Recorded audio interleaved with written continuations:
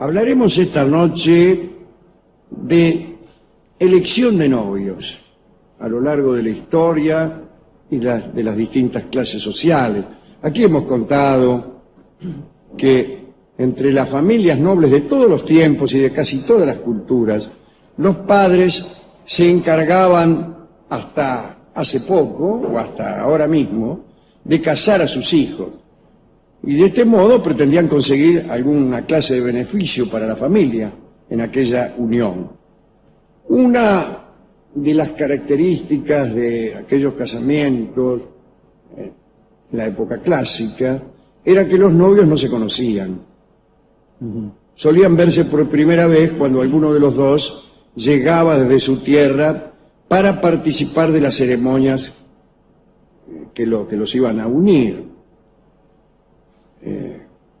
Aquí hemos hablado muchas veces también de la manera que tenían los príncipes de ir observando a sus parejas que no conocían para tratar de tener alguna guía acerca de con quién se estaban casando. Por lo general se recurrían a pintores, no siempre los pintores eran, ya sea a veces por inepcia, a veces por malevolencia, muchas veces daban un testimonio falso. Le pintaban una mina que no era así. Por ahí porque al pintor le salían todas más o menos iguales. Sí, le sale, manda Picasso, un cubista, claro, y le trae tres cuadrados. Había también otras formas de indagar acerca de las características del prometido, de la prometida, para certificar la conveniencia de la unión. Y en el siglo XIX empezaron a recomendar que cada novio hiciera revisar a su pareja por un frenólogo. Se había puesto de moda aquella supuesta ciencia que era la frenología, que consistía en observar la forma del cráneo para saber cuáles eran las características intelectuales y espirituales de la persona. Esto no era entre los nobles, sino más bien entre las familias burguesas. Y no porque no conocieran al novio, sino porque pretendían ir más allá. No solo querían saber el aspecto, querían conocer las características intelectuales y espirituales que aquel aspecto hacía suponer a los frenólogos. Así, una joven prudente examinaba el cráneo de su posible compañero para llegar a precisar sus aptitudes matrimoniales, amorosas, procreadoras, etc. Si el dibujo del cráneo se parecía demasiado al de Tiberio o al del Papa Alejandro VI, suponiendo que estos dos príncipes hayan sido verdaderos depravados, su deber, digo el deber de esta muchacha, era renunciar a la unión proyectada. La frenología fue, en algún caso, una ciencia obsecuente, es decir, señalaba unas conveniencias políticas que en general tenían que ver, en Inglaterra naturalmente, con las monarquías inglesas. Si el rey Guillermo IV, si el tipo era parecido al rey Guillermo IV, te aconsejaban que te casaras. Los frenólogos afirmaban que su ciencia era la única capaz de mejorar la raza. Prohibían terminantemente las uniones demasiado rápidas, inspiradas por el apasionamiento juvenil y la inexperiencia, que son las únicas cosas que nos permiten enamorarnos. Apasionamiento juvenil e inexperiencia, si no, ¿cómo se va a enamorar uno? ¿Cómo quieren que florezca el amor sin apasionamiento juvenil y sin inexperiencia? Como demostración de las teorías que ellos mismos auspiciaban, los frenólogos citaban, falazmente, un gran número de matrimonios fracasados que hubieran podido evitarse si los contrayentes se hubieran sometido a un examen frenológico. En Londres, allá por 1828, 1/3 de las parejas jóvenes que iban a casarse procuraban saber algo acerca de las aptitudes de sus compañeros mediante esas consultas.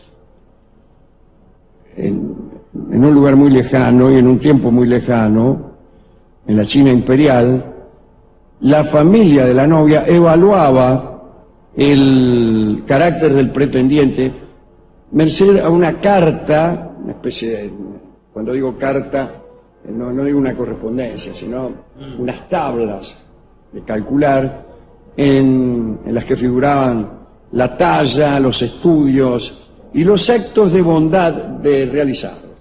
Mira vos. Por ejemplo, ¿cuál? Y por ejemplo, de ayudar a cruzar a una anciana. Pero yo en mi familia nunca he visto que cuando se evaluaban las virtudes de los novios que aterrizaban en la familia, sí, hicieran un cálculo de los actos de bondad de este tipo, y si los hacían no era para ponerlo en el debe, en el haber, sino más bien en el debe, ¿no? Bien. En el siglo XVI, Tomás Moro escribió su Utopía, ¿no? Y postuló la necesidad de una prueba anterior al casamiento que tenía que ver con las aptitudes físicas más que con el carácter, fíjese lo que sugería Moro. Él decía que convenía que la futura esposa fuera mostrada desnuda a su futuro marido por una respetable dama, ¿cierto?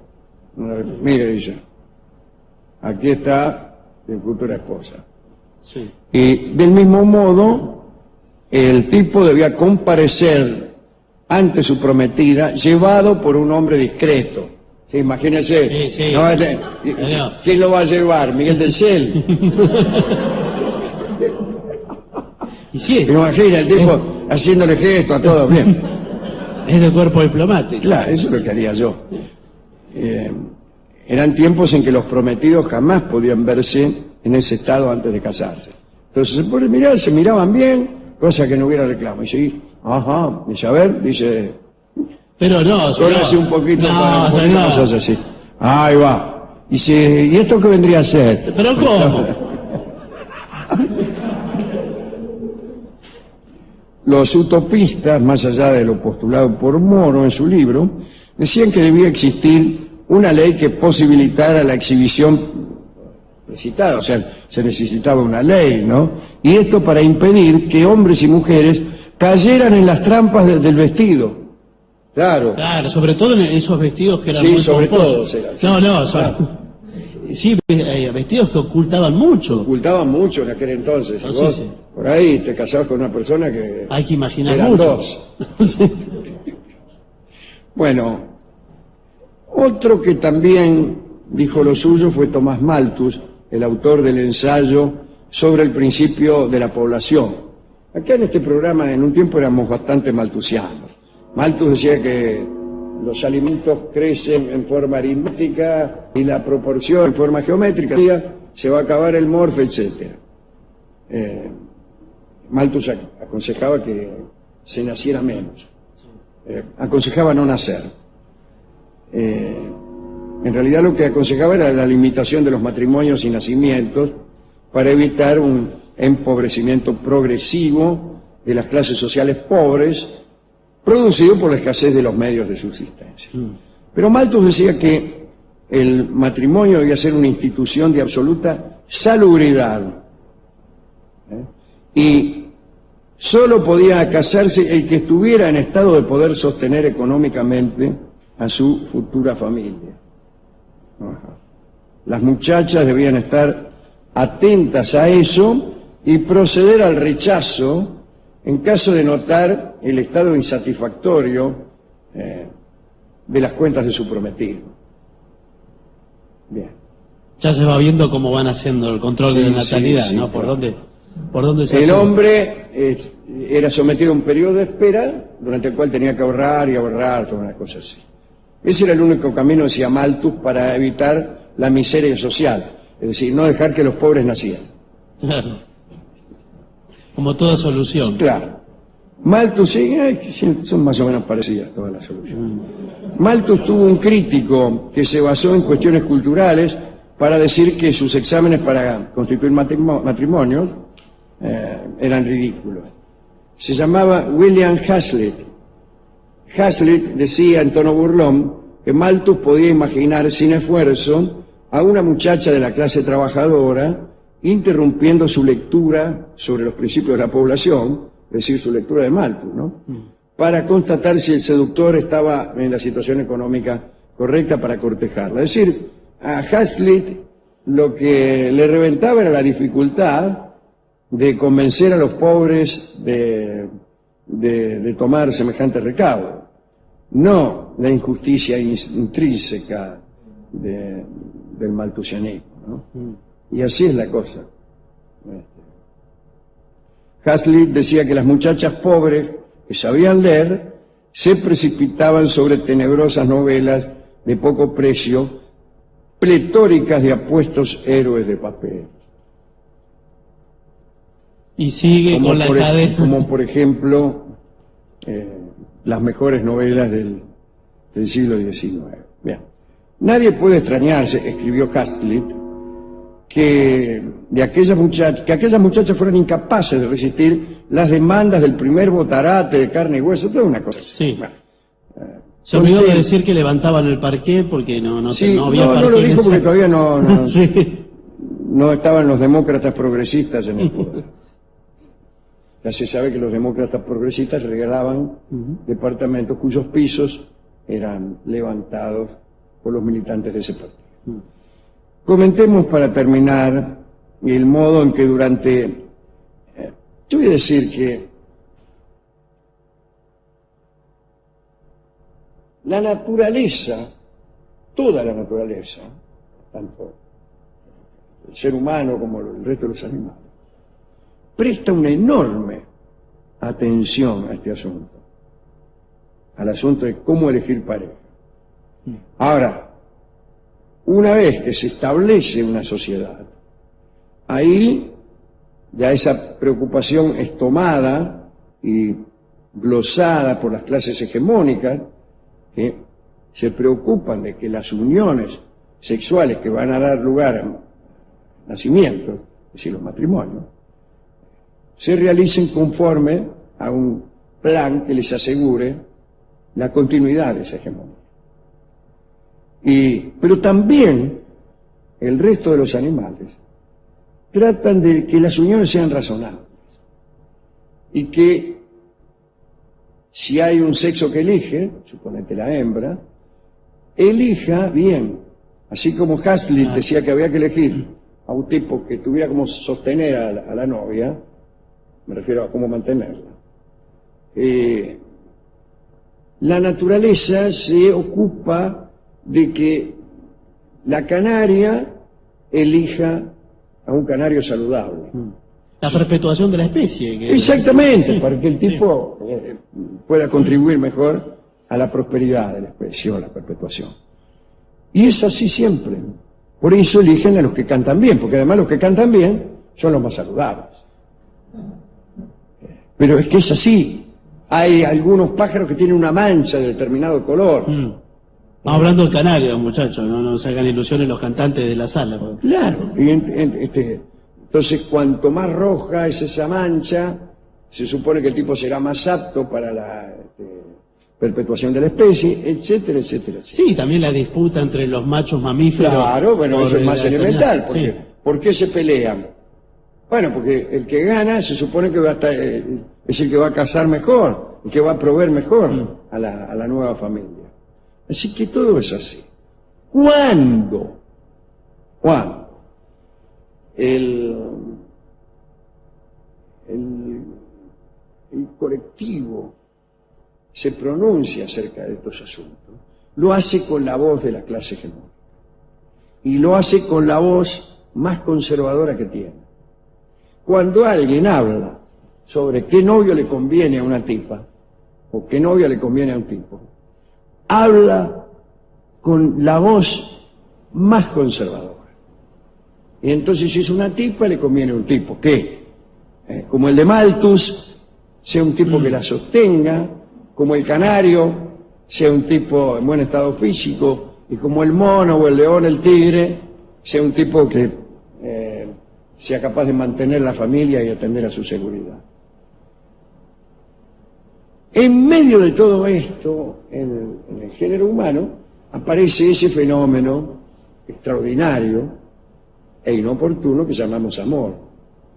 Entonces la tipa por ahí no se enamora del tipo más conveniente. Se enamora de uno, ponele que es pobre. Que es pobre o que es débil, o que es viejo, o que es feo, o que no tiene las virtudes que la clase hegemónica se encarga de sostener con razones y con la construcción de una moral, cuando en realidad no son más que razones de fuerza y de perpetuación. Son las más animales de las razones. Y con esa voz hablan, con esa voz hablan, con esa voz se pronuncian acerca de los novios de la nena. Con esa voz se permiten cuestionar el nacimiento de una cosa tan compleja como el amor. Aquí no estamos muy a favor del amor, ustedes ya saben. Pero convengamos que es propio de seres complejos. Mientras que la organización de matrimonios convenientes entre dinastías es propia de seres a los que se le ve la pata de la sota. Lo que queremos es prosperar. Así que yo desde aquí alzo mi humildísima voz para detestar todo esto. Esta voz de la razonabilidad de los matrimonios. Esta voz que habla y que dice, tenés que casarte con el que más te convenga. Eso es horrible. Respuesta, el que más me conviene es el que más me gusta. Porque lo que yo quiero hacer con mi marido o con mi mujer no tiene que ver con la perpetuación de una clase dominante, sino con otra cosa. Contemos para terminar el modo en que durante un periodo los zares de Rusia conocieron y evaluaron a quienes iban a ser sus esposas. Era ni más ni menos que un concurso de belleza. Seguimos difíciles, sí. Todo difícil. Esto en los siglos XV y XVI. Los zares organizaban en todo el país la búsqueda de las candidaturas y las reunían a las tipas en Nizhny Novgorod, donde se celebraba una especie de gran concurso de belleza. Leo la nota emitida por Iván el Terrible para aquella ocasión. Sí. Ya Iván Vasilyevich, gran príncipe de todas las Rusias, ordeno que como tan pronto reciban esta carta, los que tengan hijas solteras acudan inmediatamente a Novgorod. Quienes oculten a sus hijas y no las presenten a nuestros boyardos, se atraerán grandes desgracias, se atraerán. Circulad esta carta entre vosotros sin que esté más de una hora en poder de cada uno. ¿Por qué? Para terminar rápido. Sí, es vicio. Se reunieron 1.500 jóvenes, cada una de ellas fue acompañada por su familia. Iván eligió así a su primera esposa, Anastasia. Su tercer matrimonio fue también resultado de la elección entre 2.000 muchachas. Después de cuidadosos exámenes de médicos, parteras, el grupo quedó reducido a 24 chicas. Y luego de una tarde de reflexión, el zar eligió a María Sovakin. El príncipe Galitzin cuenta que, después de enviudar, Alexis Romanov, otro zar, hizo una visita al boyardo. Un boyardo es un cortesano, ¿no? Un noble. Matveev, propietario de una finca. Matveev presentó ante el zar a la joven Natalia Narechkin, huérfana de un viejo amigo. Alexis se enamoró de ella y pocos días después regresó a la finca a pedirle matrimonio. Matveev, el tipo, cayó de rodillas y le dijo al zar, no, por favor, no viole la costumbre. Si usted se casa con la muchacha sin el habitual concurso, tanto la chica como yo mismo, Matthew, que soy su tutor, nos van a matar. Los rivales encolerizados que quieren que sus hijas lleguen al examen. Y entonces el zar aceptó. Se hizo la leva de muchachas en todo el país, se efectuó un examen en el que todo estaba resuelto de antemano. Estaba arreglado, pero en este caso está mejor que el concurso esté arreglado. Natalia contrajo matrimonio con Alexis y fue madre nada menos que de Pedro el Grande.